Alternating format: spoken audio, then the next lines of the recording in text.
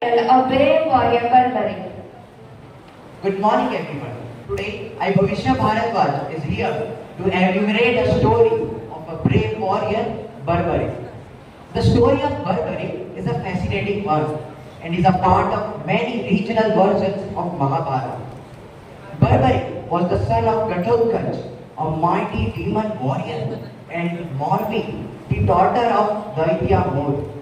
He was born with great strength and courage and was trained in the art of warfare by his father. When the Kurukshetra war began, he was eager to fight.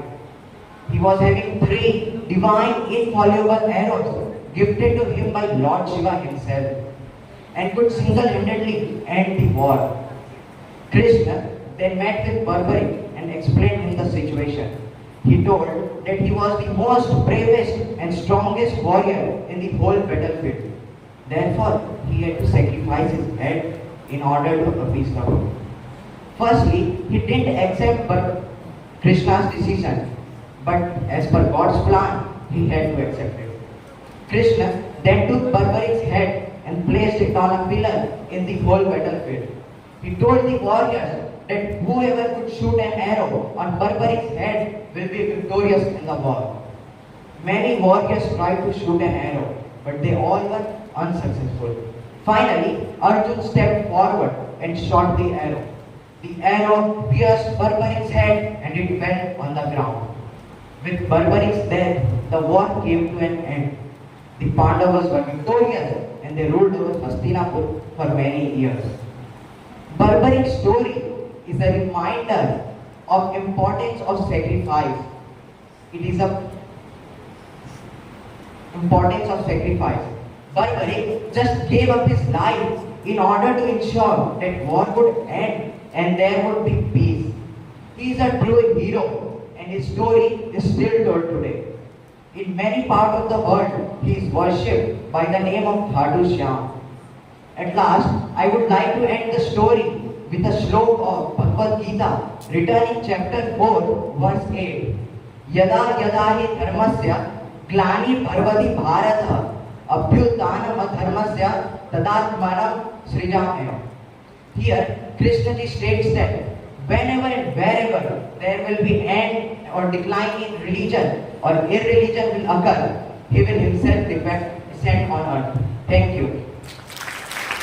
Thank you, Bhavishya. Last but not least, here comes Daisy Shah with a story titled Buddha Couldn't Forgive. You see in life, when do we truly forgive a person and that person does not even know that he has been forgiven? He should not feel guilty for his deed. Yes, my dear friends, it is the right kind of forgiveness. If we forgive someone and keep them reminding them of their mistakes and make them feel guilty, we have not actually forgiven them yet. Guilt must be the enough punishment for that person. With the same word, I am here to narrate a story in front of you all today with the title Buddha Could Not Forgive. One day, Buddha was in an assembly when a man walked in looking furious. He thought that Buddha was doing something wrong and he was drawing a huge crowd and people would just go to him and meditate. He was a restless businessman and he has found that his children were sitting and spending their time with Buddha. He could have engaged themselves in business, making more money and ensuring their livelihood.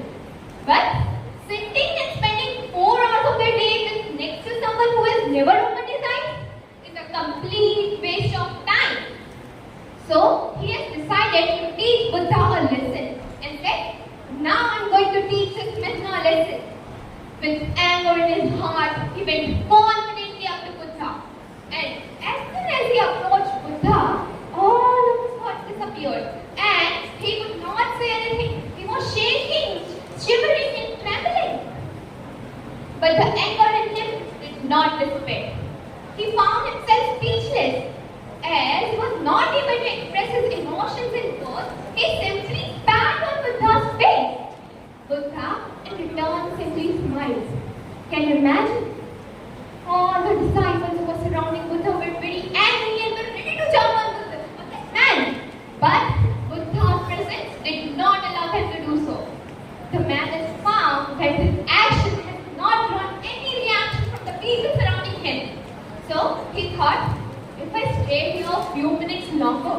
my work and explored. So he went home. Once he returned home, he could not erase the image of smiling Buddha from his mind. He was not able to sleep whole night. His whole world has been collapsed. First time in his life, he has found someone who could behave in such a reprehensible manner. Not a reprehensible manner with Buddha. So, he went home. Next day, he went to Buddha and fell at his feet and said that, please forgive me. I didn't know what I was doing last day. The Buddha said, why should I excuse you? Why should I forgive you? Everyone, including Buddha's disciples, were shocked because Buddha has been so compassionate all of his life and he has accepted everyone in his ashram. But today, he is not excusing that person.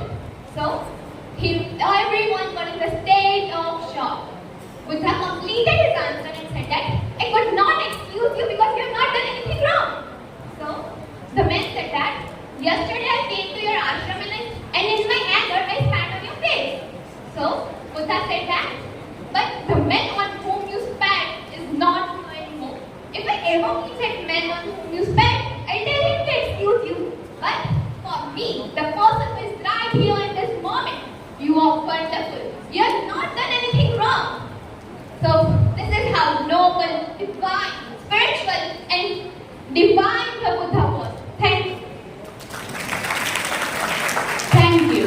Now I would like to invite Archana ma'am on dais for encouraging our students.